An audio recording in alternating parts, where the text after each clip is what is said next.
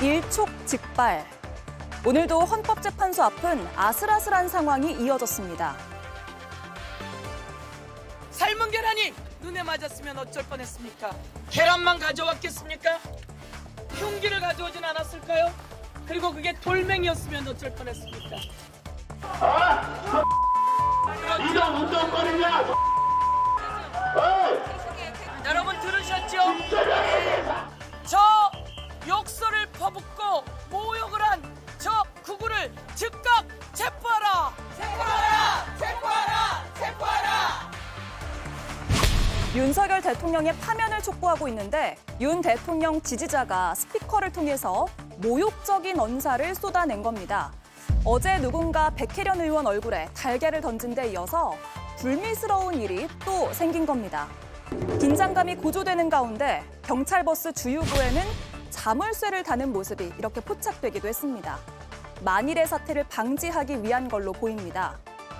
국회에서도 갈등 상황이 이어졌습니다. 야 5당은 최상목 대행에 대한 탄핵안을 발의했는데요.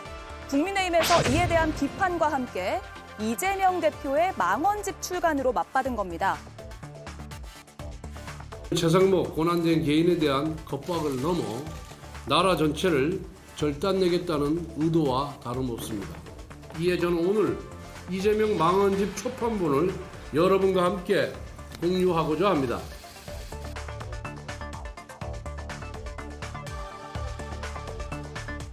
정치권을 바라보는 국민들의 우려와 걱정이 커지고 있습니다. 예, 대통령 지지자로 보이는 집회 참가자들이 서영교 민주당 의원을 향해서 막말을 쏟아냈고요. 헌재 앞에 지금 상황, 또 오늘 오전 오후 상황은 상당히 험했습니다. 증오와 혐오로 뒤덮였다, 이렇게 표현해도 될 것 같습니다. 이동학 김윤영 의원님 한 말씀씩 들어볼까요? 정치는 전쟁을 방지하기 위한 수단입니다. 그런데 국회의원들이 지금 헌법재판소 앞이나 이 법원 앞에 가서 시위를 하고 있는 모습이 국민들께는 아주 비극적인 모습으로 비출 겁니다.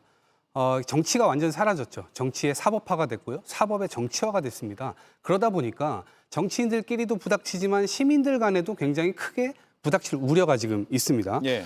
대화와 타협을 거부했던 그 결과는 굉장히 어려운 국면으로 가게 될 것입니다. 그리고 윤석열 대통령이 지금 사실은 이 정치 국면에서 사라지지 않았습니까? 그러니까 어저께 비판의 소지는 있겠으나 연금개혁 같은 것들이 타결이 됩니다. 그러니까요, 대화와 타협 이런 것들을 복원시키기만 하면 얼마든지 좋은 결과들을 만들 수 있는 여지가 있는 거거든요. 그리고 이번 계엄 국면에서는 윤석열 대통령에 의해서 싫은 사람들 다 잡아 죽이고 고문할 그런 계획들이 막 지금 나오고 있는 상황입니다. 독재 국가로 만들려고 했고요. 독재자가 시민들을 자극해서 국으로 계속해서 몰아가고 있는 형국입니다. 그러니까 이 과정에서 신뢰라고 하는 자본, 이것이 완전히 지금 바닥나고 있는 상황인데요. 이 국면이 끝나고 난 이후에 이 신뢰를 과연 어떻게 복원할지가 정치권에 던져진 숙제겠습니다. 예. 지금 상황이 정치적 내전이라는 단어로 설명할 수 있는 단적인 장면이었다고 저는 생각을 합니다. 그런데 지금 국민의힘 당사 앞에서도 근처에서도 장송곡이나 장례곡을 틀고 심지어 성적 비하 발언을 하면서 시위하시는 분도 많습니다. 제가 이 말을 드리는 건 국민의힘도 당에서 억울해요 이런 말씀을 드리는 게 아니라 지금 상황이 그만큼 엄중하다는 겁니다. 특히 양측에 강장에 나와 있는 지지자분들께서는 사실 진정시킬 방안이 묘연해 보입니다. 그런데 지금 국회의원들, 즉 여야 할 거 없이 국회의원들이 나가서 과연 지지자분들, 국민들을 강장에 나가 있는 지지자분들을 진정시키는 역할을 하는가? 전 그 점을 지적하고 싶습니다. 오히려 어찌 보면 그분들을 진정시킬 수 있는 현실적인 방안은 경찰이 물력을 동원해서 분리시킬 수밖에 없는 게 유일한 방안인데 오히려 지금 국회의원들이 나가서 자극시키면서 오히려 저런 사태를 더 악화시킨다고 저는 보고 있습니다. 여야 국회의원들이 서로 협의를 통해서 강장에 나가는 걸 좀 자제하는 방안을 모색해야 될 시기가 아닌가 싶습니다. 예. 조국 혁신당도 광장에 나가고 있나요? 네, 삼보일배를 시작으로 지금 1만 배 릴레이를 계속하고 있죠. 그런데 예. 말씀하신 것처럼 헌재 앞까지, 원래 광화문부터 헌재 앞까지 삼보일배를 했거든요. 그런데 헌재까지 다가갈수록 정말 심한 욕설이나 이런 것들이 들려서 경찰이 이렇게 하는 거는 위험하겠다라고 해서 지금 현재는 이순신 동상 앞에서 1만 배 릴레이를 하고 있었습니다. 예. 지금 현장에서 벌어지는 저런 모습들의 책임 정치권에게 있다라는 진단들인데 동의하세요? 네, 우선 가장 큰 책임은 정치권에 있다고 생각을 합니다. 지금 현재의 정치권은 프레임 전쟁 속에 있다는 생각이 들어요. 어떤 특정 프레임을 상대방에게 씌우고 그게 말이 되건 안 되건 우선 여론을 막 확산하면은 결국에 상대방과 그 프레임이 이제 상대방이 그 프레임 속에 씌워지면서 어떤 뭐랄까 이 프레임 전쟁에서 이긴 것 같은 의기양양한 그런 기세가 있거든요. 그러니까 말이 되든 안 되든 일단 붙이고 보는 거죠. 그러니까 당연히 특정 정치 진영을 더 격렬히 지지하고 싶은 시민들도 이런 혐오와 증오로 이루어진 프레임 전쟁에 합류하면서 욕설이 난무할 수밖에 없다고 생각을 하고요. 사실 정치인으로서 해서 안 될 말이 있지만 그것보다 이전에 인간으로서 해서는 안 될 말이 있다고 생각을 합니다. 예를 들면 어제 아까 보셨다시피 계란 테러가 있었잖아요. 공개 석상에서 기자회견을 하고 있는 국회의원을 향해 한 시민이 계란을 던진 것인데 사실 더 위험한 물건이 아니었어서 뭐 사상자나 이런 게 발생하지 않았던 게 너무 다행이지만 이건 명백한 테러입니다. 그러니까 정치 진영을 떠나서 한 시민이 국회의원에게 테러를 한 것이 명백한데 국민의힘에서는 계란 유도극이다, 계란 자작극이다 이런 프레임을 씌웠단 말이에요. 그러니까 범죄가 작든 크든 가해자와 피해자가 명백한 상황 속에서는 사실 피해자 보고 네가 피해 입으려고 한 거 아니냐, 네가 꾸며낸 거 아니냐라고 하면은 안 되죠. 그거는 피해자에게 2차 가해, 3차 가해를 하는 것이나 마찬가지고 무엇보다도 범죄 사실 그 자체, 본질을 흐리는 결과를 야기할 수 있습니다. 정말로 자고로 시민들을 위한 일을 하는 정치인이라면 이런 테러가 발생했을 때 가해자와 피해자가 어떤 정치 지형에 있는지를 떠나서 범죄 현상을 명확히 밝혀내고 다시는 그러한 일이 일어나지 않도록 근본적인 조치를 취해야 하는 게 정치인의 역할이라고 생각합니다. 정치권의 책임을 얘기했지만 좀 더 구체적으로 윤석열 대통령의 책임은 없을까요? 지난 한겨울부터 광장의 집회를 부추긴 측면이 있거든요. 매우 크죠. 이 당사자가 직접 계속해가지고 부정선거를 얘기를 하고 또 야당의 폭거 때문에 이렇게 일을 벌였다라고 하면서 자신의 행위를 정당화하는 것을 넘어서 자신의 지지자들에게 본인은 억울하다라고 하면서 거리에 나와줄 것을 사실상 요청한 거나 다름없거든요. 지금 앞에서 뭐 내전이니 전쟁이니 이런 엄청난 단어들이 나오긴 했는데 그만큼 지금 헌재 앞은 증오의 구판으로 가득 차 있습니다. 계란을 던지고 실제 폭력이 이루어지는 건 일도 아니에요. 그리고 여러분 다 아시다시피 야당 대표에 대해서 살인 미수에 가까운 테러도 있었고요. 그리고 또 서부지법에 대한 폭동도 있지 않았습니까? 근데 이런 부분들은요. 사실은 어느 나라든 어느 시대든 극우 세력들은 분명히 존재했어요. 극우 국자 이런 사람들 존재했어요. 그런데 문제는 지금 우리 정치권이 그곳에 공간을 마련해주고 있는 겁니다. 실제로 우리 마이크 잡고 그때 서부지법 갔던 사람들한테 훈방 조치 될 거다. 애국지사다. 이렇게 하질 않나. 국회 기자회견장 빌려가지고 폭력을 쓰려는 사람들에게 기자회견까지도 열어주고 그랬어요. 이런 부분들은 정말 해서는 안 되는 일들이에요. 이 사람들이야말로 갈등에 기생해서 나라가 어찌 되든 말든 그 자신의 이익만을 챙기려는 정말 기생충 같은 사람들이 아닌가 이렇게 생각을 하고요. 이런 사람들은 반드시 없어져야만 이 나라가 좀 건강해질 수 있다 이런 생각을 합니다. 그리고 우리들도 좀 이게 이성을 좀 찾으셔야 되는 게 마틴 루터 킹 목사가 옛날에 이런 말을 했어요. 어둠이 어둠을 몰아낼 수 없듯이 증오로 증오를 몰아낼 수 없다. 이렇게 해서만은 절대로 끝이 나지 않는 일입니다. 그래서 이성을 찾고 우리가 좀 더 서로를 이해하려는 모습이 좀 필요한 시기가 아닌가 생각을 합니다. 예, 당장 주말 걱정이고요. 다음 주까지 걱정되네요. 그러니까 헌법재판소에서 이 결과를 좀 계속 뒤로 늦춘다는 어떤 느낌이 들잖아요. 그러면서 사실 더 격렬해지는 측면이 있고요.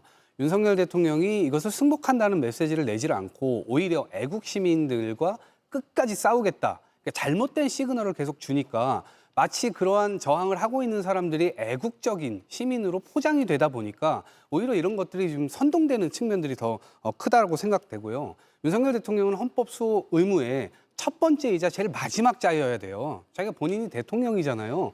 그런 상황에서 이러한 헌법 수호를 지키는 것이 아니라 오히려 계엄령을 통해서 나라를 독재 국가로 가져가려고 했었던 이 지점에 대해서 반성과 사과 이런 것들이 지금 없죠. 그러다 보니까 훨씬 더 심각해지는 상황이 되고 그러다 보니까 뭐 계란 투척, 그다음에 국회의원에 대한 발길질하고 칼로 목을 긋거나 혹은 이 돌로 뒷머리를 찍는 정치인들에 대한 백색 테러 같은 것들이 지금 왕왕 벌어지고 있는 상황이거든요. 여기서 더 가게 되면 실제로 내전으로 굉장히 커질 상황이 있고요. 지금 헌법재판소에서 판결 내리기 이전에 소요 사태가 일어날까 봐 버스 장벽을 만들고 있는 이 장면도 사실은 문명국가, 민주주의의 아주 이 성숙한 민주주의를 그동안 만들어 왔던 대한민국에서 비극적인 장면이라고 봅니다. 그리고 지금 이 헌법재판소의 결과가 혹시라도 기각이나 이게 아니라 지금 만약에 인용이 나올 경우에 지금 지지자들을 중심으로 해서 3단봉을 구매하고 그다음에 방탄복을 구매하고 이런 방식으로 지금 대처를 어떻게 해야 될까 이런 상황이 지금 막 발각이 되고 있는 상황이거든요.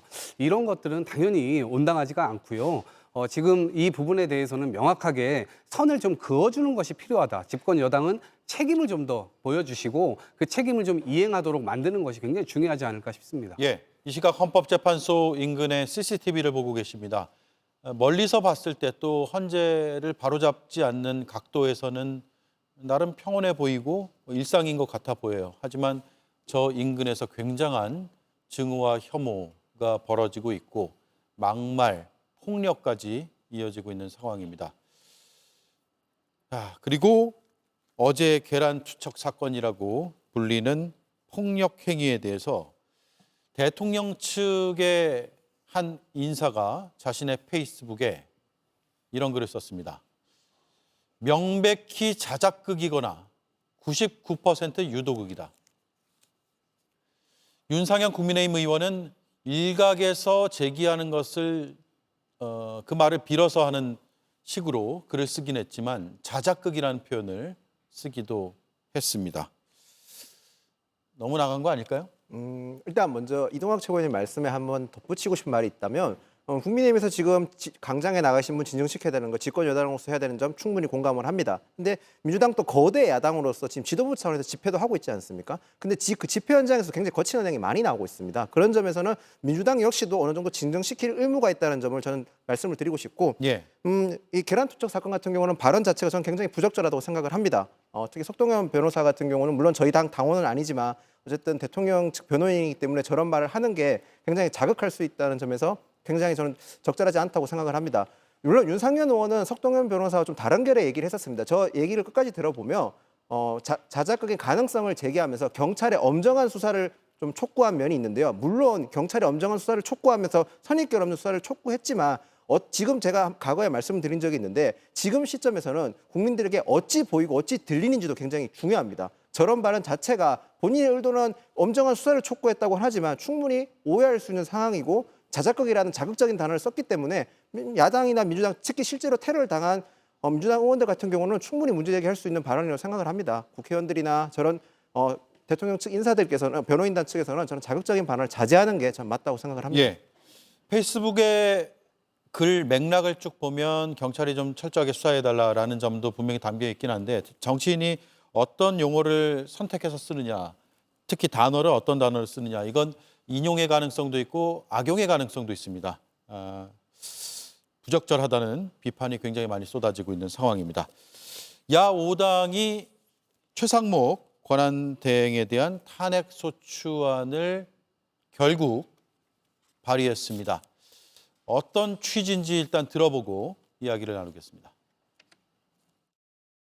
야 5당에서 최상목 기재부 장관에 대한 탄핵안을 발의했습니다. 헌법재판소, 법원의 판단을 행정부가 대놓고 무시하고 헌법재판소를 능멸하고 있는 행위에 대해서 국회가 이를 바로잡기 위해 오늘 탄핵안을 제출했습니다. 헌법재판소의 판결을 능멸하는 것은 헌법 질서 자체를 능멸하는 것이고 더 나아가서는 대한민국 자체에 대한 존재의 부정과 능멸이다. 저희는 그렇게 보고 있습니다. 예, 헌법 전문가들 얘기를 들어보면 최상목 권한대행이 마은혁 후보자를 임명하지 않은 것에 대한 헌법적 문제는 굉장히 심각하다라고 이야기들을 하고 있습니다. 김용민 더불어민주당 원내수석 부대표 말을 들어보면 헌법재판소를 능멸한 행위다라는 표현을 썼는데 국회가 이를 바로잡기 위해서 탄핵안을 제출했다라고 주장을 하고 있습니다. 한가선 의원님, 네. 조국 혁신당도 야5당에 포함이 되는데 최상목 권한대행에 대한 문제점은 문제점인데 꼭 탄핵만이 유일한 해답인가? 라는 질문에 어떻게 답하시겠습니까? 사실 탄핵을 하지 않아도 정상적으로 국정 운영이 되는 사회가 가장 좋은 사회겠죠. 그런데 최상목 권한대행이 지금 할 일을 제대로 하지 않고 있기 때문에 위헌적인 행위를 하고 있기 때문에 할 일을 제대로 하게 만드는데 다른 방법이 있다면 오히려 알려달라라고 저는 말씀드리고 싶거든요.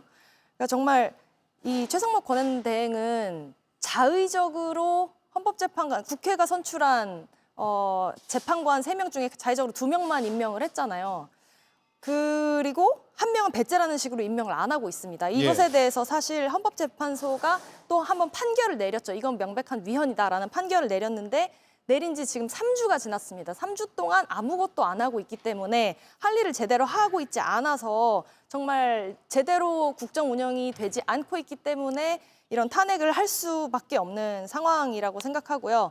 사실 최상목은 본인이 위헌적인 행위를 지속하고 있으면서 뭐 특정 특검은 위헌 요소가 있어서 거부권을 행사했다느니 아니면 헌정 질서를 존중해 달라느니 이런 앞뒤가 맞지 않는 말을 하고 있습니다. 그런데 최상목이라는 사람이 바보가 아닐 텐데 이렇게 누가 봐도 앞뒤가 맞지 않는 말을 하는 이유가 있겠죠.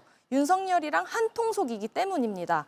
윤석열이 탄핵이 되고 수사가 가속화되면 본인이 저지른 일도 자연스럽게 드러날 것이기 때문에 살궁리를 위해서 그렇게 억지를 쓰고 있는 중이라고 생각을 하고요. 예. 이렇게 국민을 위해야 하는 대통령 권한대행이 헌법을 무시하고 노골적으로 일방적인 편들기를 하고 있기 때문에 탄핵을 하지 않을 방도가 없다라고 생각을 합니다. 예. 개혁신당의 시각은요. 야 6당 중에서 참여하지 않은 당입니다. 네, 개혁신당은 동의하지도 동참하지도 않았습니다. 우리가 듣기 좋은 소리도 한두 번 해야지 좋은 겁니다. 이게 지금 탄핵이 발의만 30번이에요. 그중에 본회의 통과한 게 13번이고요. 헌재나 이런 곳에서 기각이 난 게 8번입니다. 8.8패했어요. 그러면은 탄핵에 대해서 좀 자중해야 되는 게 맞습니다. 아니 이게 무슨 골라 먹는 아이스크림도 아니고 31번을 채워야 되겠습니까? 이런 식으로 탄핵을 해나가면 안 됩니다. 그래서 저희는 지금 이런 탄핵을 남발함으로써 오히려 탄핵을 무용론에 입각하게 하는 거는 분명히 민주당의 책임이다. 지금 심지어 초등학생들도 반장이 좀만 마음에 안 들고 잘못하면 탄핵해야 된다고 그런답니다. 그리고 이재명 대표조차도 한 토론회에 나와가지고 이렇게 줄탄핵하는 것이 그렇게 바람직하지 않다는 취지로 얘기를 했잖아요. 그러면은 최상목 탄핵은 사실 안 했어야 되는 게 맞다고 봅니다. 특히 다음 주 초면은 한덕수 총리에 대한 탄핵 선고가 나지 않습니까? 만약에 거기서 한덕수 총리가 기각이 나면요. 최상목 권한대행은 자동적으로 내려놓게 돼 있어요. 즉 이번 탄핵안은 정말로 소용이 없는 탄핵안이에요. 실익이 없습니다. 그럼 이거 왜 했느냐? 저는 이거 민주당의 자신들의 극성 지지층들을 결집시키기 위한 정치적 용도라고 생각이 되는데요. 이런 부분들에 대해서만큼은 탄핵을 너무 남발해서는 절대로 안 된다. 이런 부분에 대해서 민주당은 정치적 책임을 좀 져야 한다고 생각을 합니다. 아니, 전 거꾸로 드리고 싶은 말씀이 있는데 헌법 수호 의지를 어떻게 확인하죠? 왜 그걸 실행하지 않으면 도대체 어떻게 우리가 단죄를 할 수 있죠? 엊그저께 대통령 후보 선출하셨잖아요. 그거 집권 위에서 하시는 거 아닌가요? 집권을 했는데 이게 헌법을 안 지키면 어떡하죠? 이 부분에 대해서 개혁신당이 답을 들고 있어야 됩니다. 단순하게 그냥 비판하실 수 있지만 이 부분에 대해서 어떤 답을 내놓으실 거죠? 해도 안 되니까 헌법 안 지켜도 된다? 이 말씀은 전 동의가 하기가 굉장히 어렵고요. 오히려 이것은 우리 사회가 함께 살아가기 위한 하나의 약속입니다. 이 약속을 왜 지키지 않냐고 국민의힘과 최상목 경제부총리에게 이야기를 하셔야지 여기서 그 부분 헌법 지키라고 얘기하는 쪽에다가 이야기를 하는 것은 저는 사실 맞지 않다 이렇게 봅니다. 저도 짧게만 반박을 드리면요. 이게 탄핵이라는 수단을 통해서 이루어지는 부분 중에 가장 우리 국민들이 피해를 보는 부분은 직무정지예요. 말씀하신 대로 헌법을 위배하고 그런 부분이 있습니다. 저도 그렇게 어느 정도 위험성이 있다고 생각을 해요. 그런데 어쨌든 헌재에서 지금 8번 연속 기각이 났잖아요. 그러면은 이거에 대해서 그동안에 직무가 정지되고 그런 부분의 피해는 오로지 국민들에게 돌아갔다는 거죠. 그렇다면 이걸 좀 더 정치적으로 풀어나갈 생각을 해야 되는 게 아닌가. 너무 탄핵이라는 수단에만 집착하는 게 아닌가라는 생각을 합니다. 예. 정치적인 해법이 어떤 게 있을까요? 저 같은 경우는 이런 부분이야말로 여야가 함께 모여가지고 회의를 하고 합의를 이끌어내서 줄 건 주고 받을 건 받으면서 예전에 그 우리 정치가 활성화됐을 때 그랬을 때처럼 해 나가야지 서로 간의 거리에서의 양극화도 좀 줄어들고요. 예. 그다음에 국회가 한 몸이 돼가지고 탄핵안을 발의를 하면 과연 기각이 나겠습니까? 이런 부분도 저는 좀 대화로 풀어나가야 된다라는 생각을 합니다. 좋은 말씀이신데 2년 반 동안 한국에 계셨잖아요. 대화와 타협이 완전히 사라진 정치권 모습 보셨잖아요. 이렇게 되면 국회에서 통과된 법도 행정력이 뒷받침을 안 하면요. 법 누가 왜 통과시킵니까? 안 할 건데. 삼권 분립이 아니라요. 이것은 삼권 단절입니다. 완전히 국가 체계를 붕괴시키는 방향으로 가고 있기 때문에 이 부분에 대해서는 강압적 방식을 일단 쓸 수밖에 없고 나중에 이것을 지키지 않은 후과에 대해서는 정권이 혹시라도 바뀌게 될 경우에는 반드시 혹독하게 이 책임을 물어야 다시는 이런 일들을 공직자들이 저지르지 않는다. 저는 그렇게 생각을 예, 합니다. 제가 짧게 발언드리겠습니다. 하시죠. 국회법에 제일 많이 나와 있는 거는 협의라는 단어입니다. 민주당이 21대, 22대 거쳐서 연속해서 거대 의석수를 가졌습니다. 과연 그 거대 의석수를 가지고 국민의힘과 협의를 했었습니까? 하셨습니까? 전 그 말을 반론 드리고 싶습니다. 민주당이 거대 의석수를 가지고 나서 하는 거는 5분의 3 이상 의석수를 가지고 나서 국회를 일방적으로 상임위도 그렇고 본회의도 그렇고 일방적으로 운영을 하셨습니다. 분명히. 협의라는 단어를 먼저 말을 하기에 앞서서 민주당 스스로 자기들을 되돌아볼 필요가 저는 있다고 봅니다. 그렇지 않고서 지금 말씀하시는 거는 일방적으로 우리는 옳고 너희는 무조건 틀렸어라는 답을 정해놓고 국민의힘을 공격하는 거라고 저는 느껴지기 때문에 조금 더 민주당에서 스스로 반성하는 모습이 필요하지 않나 생각합니다. 예. 거대 의석수 하늘에서 그냥 뚝 떨어졌습니까? 왜 국민들께서 거대 의석수를 민주당에게 주셨죠? 행정권, 통제되지 않는 윤석열 대통령의 거부권 지금 40회입니다. 우리가 해방 이후에 이승만 정권 때 45회를 했어요. 그 혼란한 전국에서 지금 그 정도로 혼란하다는 겁니다. 지금 40회예요. 그러니까 탄핵안 발의한 거 30번 얘기만 하지 마시고 거부권을 도대체 어떻게 사용했는지 오히려 대통령이 여당에 지시를 내렸잖아요. 거부권을 적극적으로 활용할 방안을 검토하라고. 이거는 완전히 대화와 타협의 정치를 망가뜨린 거예요. 그래서 그 지점을 좀 돌아보셔야지 앞으로 어떤 집권 여당이 집권을 했을 때 대통령이 이렇게 갈 경우에는 대통령을 오히려 견제를 해줘야지 대통령 말만 듣는 그런 정당, 그건 책임이 없는 정당이라고 저는 생각을 합니다. 예, 알겠습니다. 팽팽하게 의견이 부딪히는 가운데 탄핵이라는 오늘의 선택이 과연 옳았냐 아니냐라는 것은 국민이 여러 방식으로 판단을 해주시겠죠. 한덕수 국무총리의 탄핵 선고가 다음 주 월요일에 있습니다. 윤석열 대통령 탄핵 심판의 예고편이 될 수도 있다 이런 이야기가 나오고 있는데 몇 가지 쟁점이 비슷하기 때문입니다. 일단 123 비상계엄 선포가 윤석열 대통령의 이제 핵심이죠. 탄핵 심판에. 그걸 방조했는지 여부가 쟁점이 될 수밖에 없고요. 따라서 한덕수 총리의 선거 결과를 보면 윤석열 대통령의 선거 결과도 어느 정도는 가늠해 볼 수 있다. 이렇게 분석들을 하고 있습니다. 저는 오히려 좀 주목해서 보는 것이 헌법재판관 임명 거부를 한 것입니다.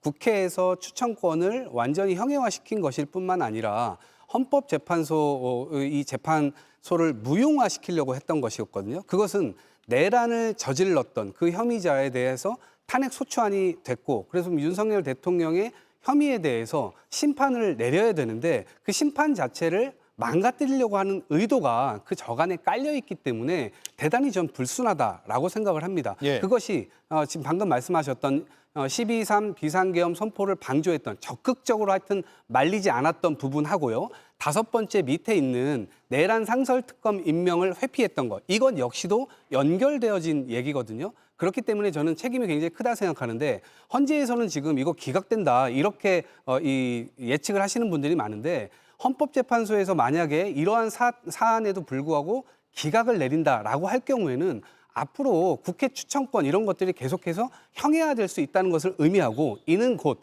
헌법재판소가 무용화될 수 있다는 걸 의미하거든요. 예. 그렇기 때문에 자기 부정적 성격의 심판이기 때문에 저는 그런 심판을 내릴 가능성이 많지 않다. 그래서 오히려 이런 것들에 대한 책임을 명확히 물어놔야 그리고 8명에 대한 이 헌법재판소에 대해서 명확성을 갖고 그걸 근거로 해서 윤석열 대통령의 탄핵 심판까지 가는 이 흐름을 헌법재판소가 가지고 있는 것 아닌가라고 생각을 합니다. 예. 마은혁 후보자 임명에 대한 그 행위를 하지 않은 것에 대해서 헌법재판소에서 문제를 제기했죠. 따라서 그 권한쟁의 심판에서는 국회 권한을 침해했다라는 판단이 나왔고 비슷한 것 같아요. 한덕수 국무총리 역시도 네 번째의 쟁점을 보면 헌법재판관 임명 거부가 있습니다. 국회에서 추천한 헌법재판관 후보자를 임명하지 않은 것을 어떻게 판단할지, 다만 그게 탄핵으로 이를 수 있을 정도의 중대함인가 여부까지도 헌법재판소에서는 판단할 수 있을 것 같습니다. 이미 한 차례 최상목 권한대행에 대해서 임명을 하지 않은 것은 권한 침해다라는 권한쟁의 심판의 결과는 나온 적이 있죠. 김윤영 의원님, 국민의힘에서는 기각이라고 판단하세요? 기각을 넘어서 지금 각하가 될 수도 있다는 얘기까지 나오고 있습니다. 예. 그러니까 말 그대로 한덕수 국무총리의 탄핵 같은 경우는 아예 헌법재판소의 판단을 받을 사안이 아니라는 그런 얘기까지 지금 나오고 있는데요. 이유는 지금 민주당에서 한덕수 국무총리에 대해서 탄핵을 할 때 정족수에 문제가 있을까 봐 대통령 권한대행으로서의 사안이 아니라 국무총리에 있었던 일까지 끄집어 넣어서 지금 탄핵을 시켰지 않습니까? 그렇기 때문에 오히려 이 민주당의 탄핵 근거가 너무 박약하다는 점을 말씀드리고 싶고, 그렇기 때문에 헌법재판소에서도 한덕수 국무총리에 대해서는 변론길이 한 차례밖에 안 열렸습니다. 변론길이 한 차례밖에 열리지 않았다는 것은 그만큼 헌법재판관들 사이에서 논쟁이 많지 않았다는 걸 의미할 겁니다. 물론 결과 이렇게 늦게 나온 이유는 민주당이 그동안 탄핵을 너무 남발했기 때문에 헌법재판소에 일이 가중화돼 있기 때문에 이렇게 늦게 나온 거로 저희는 보고 있고요. 예. 오히려 지금 민주당에서는 이 한덕수 국무총리의 탄핵 결과가 나왔을 때 그 명확한 탄핵 결과에 따른 명확한 사과가 저는 반드시 동반돼야 된다고 생각을 합니다. 국무총리가 이 엄중한 시기 국무총리가 탄핵됨으로써 국정 운영에 혼란이 있었던 점에 대해서도 민주당은 분명히 책임을 져야 될 부분이 있다. 이렇게 말씀드리겠습니다. 예. 만약에 탄핵이 되면 최상목 권한대행에 대한 탄핵 소추는 계속 추진되는 건가요? 그것 역시 당연히 추진되는 거죠. 오늘 발의를 했습니다. 그리고 이제 지금 발의가 곧 통과를 의미하는 것은 아니잖아요. 예. 당연히 이 부분에 대해서 이견이 있는 사람들도 있습니다. 당 내부에. 그렇기 때문에 발의는 했으나 이것이 당론 채택으로 아직 되기는 전 단계입니다. 예. 그렇기 때문에 이 설득의 과정이나 아니면 여론을 더 만들어가는 과정들은 당연히 필요하다고 생각하고요. 이것은 누군가의 어떤 유불리 이런 것들이 아니라요.